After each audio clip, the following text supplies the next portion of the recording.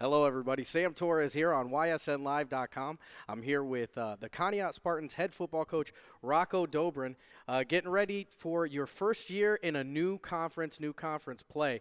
I know that the conference part of football for Conneaut has been kind of tough for a couple years, having to go over into Pennsylvania. What are some of the things you're looking forward into playing just in the state of Ohio this year? Just state Ohio in general is nice. We're in the Ohio playoffs, and playing PA schools and going to Ohio playoffs was kind of tricky. So it's nice that we're going to be playing teams that you may see in the playoffs, or at least you'll have some familiarity with. So we're excited about that. Then obviously being back in the county, playing the county schools, that's the biggest part. That's the most fun part for these guys.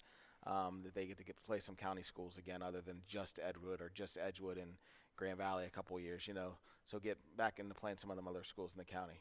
Yeah, one of the cool things that you're going to see this year, the CVC with a brand new division, the CVC Lake, which is reminiscent of the old NEC. It's basically the same horse by a different name.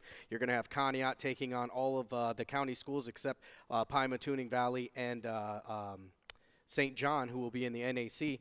But coming into this year, you've got some old rivalry. I know one of the main rivalry games actually got changed around, as you guys usually started the year off with Edgewood, and now that one's in the middle. Has that kind of changed the kids' excitement, or are they still ready to go? You know what? I think they're still ready to go. And Grand Valley's been a nice little rivalry that, we had to stop for a couple years during when we were in that other league. But so they're going to enjoy playing Grand Valley that first game. But moving the Edgewood game back is actually a nice thing because you know who you are in week 8. I mean, obviously week 10 would be the best, right? But at least you know who you are in week 8, and both teams know who you are. So sometimes coming out that first game it makes it fun. It makes it fun for the fans and the crowd and everybody. But like, hey, the game of the year, this is our game that we're going to go out. Week 1 is kind of like, and then it's like, oh, well, now what's after this, And in Edgewood, has always been in a good situation where they have multiple rivalries, and we were unfortunate, like, that's our rivalry. That's it. You know what I mean? Like, there's some other good games. Like I said, we've had some decent rivalries with Grand Valley, but there hasn't been a much. We have, in my 12 years, we've played Jefferson like 4 or 5 times. We played Geneva 5 or 6 times, right when we started out early on.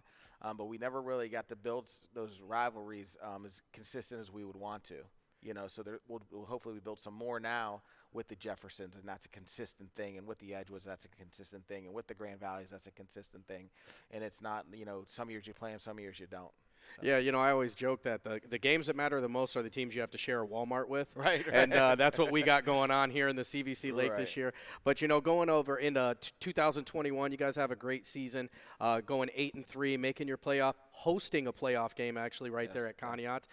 Getting ready. What are some of the things that we get to look forward to from Conneaut this year? It's the same old. We do the same stuff, I guess. Is what I'll say. A little bit. My coaches would always say I'm a pass-heavy coach, even though I don't. I agree. I disagree with him. But with Max at quarterback, he's really a true runner. So I think last year we ran the ball more than we've ever run the ball. We probably were like 80-20, when we were trying to be 50-50 and we'd be about 60-40 run. But we were probably 80-20 run last year. But I think with Max Gleason and Wyatt Payne in the backfield, obviously you're going to see a lot of run game because they're 2 very special runners. And then, but we do have a very good receiver core. We've got a lot better from last year to where I think those play-action passes off of how well they run could be very effective for us. And so we're going to look to do some of that stuff too. But each game you try to get a little more creative. Here's our base. Here's what everybody in the county knows we run, and then what little kind of creativity thing can we do for that game? Add a little bit of twist to it.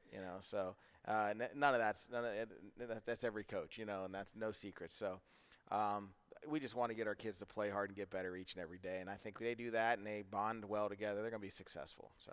One of the biggest parts of high school is, you get to develop these young men and watch them go through their years. And every year you got to kind of pick up, and somebody else has to pick up the slack. But you guys lose a pretty big one in Zach Rice last year, due to graduation, the all-time leading rusher over at Conneaut.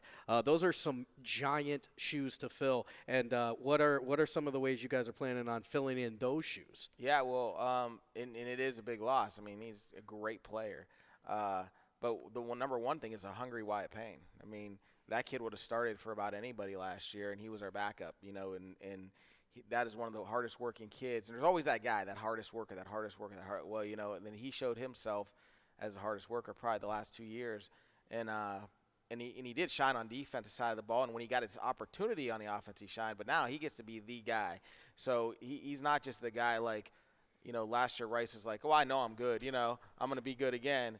Where, why? It's like I never got to show anybody I'm good. Like I'm ready to show everybody how good I am. So that's good. That number one is a great thing. So then I guess on our end, it's, how do we get our eyes off of Wyatt? How do we get, if we don't want all these other teams just to be like, we got to stop Wyatt Payne, and that's where Max Gleason comes in as a great running back.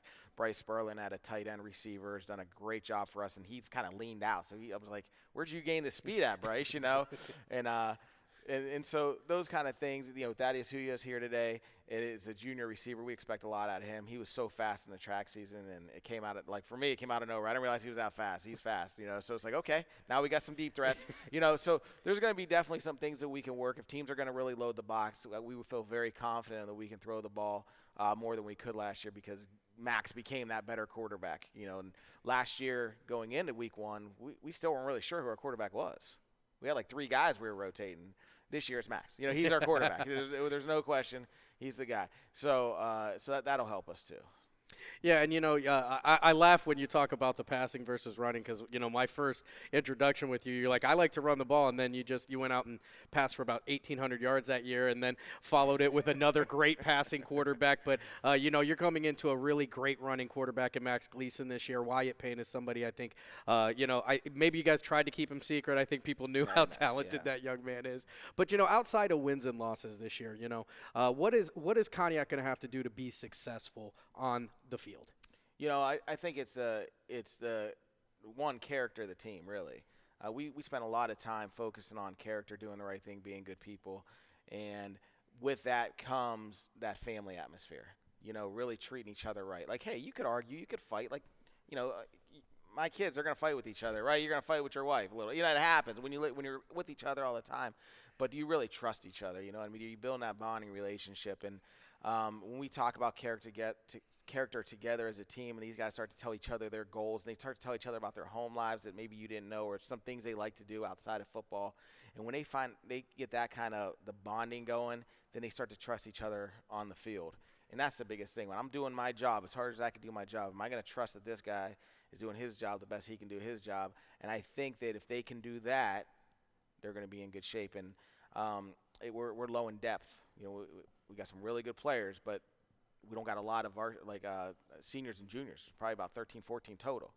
And then I got like 15 or 16 just freshmen, you know what I mean? So, but when those sophomores and freshmen get a chance to get in the game, these older guys, have they gotten those young kids to the point where they can trust them? You know what I mean? So building that bond and trust, I think, is going to be a key to success for us. Yeah, I know we're looking forward to it. The CVC Lake, brand new division, going to be playing this year. You guys are going to be opening up the year with Grand Valley, so it's all Ashtabula, all early in the season. You're going to be able to catch every one of these games right here on ysnlive.com. I couldn't be any more proud. Coach Rocco, as always, I appreciate you for doing this. Thank you, Sam. Thanks. Yep, appreciate it.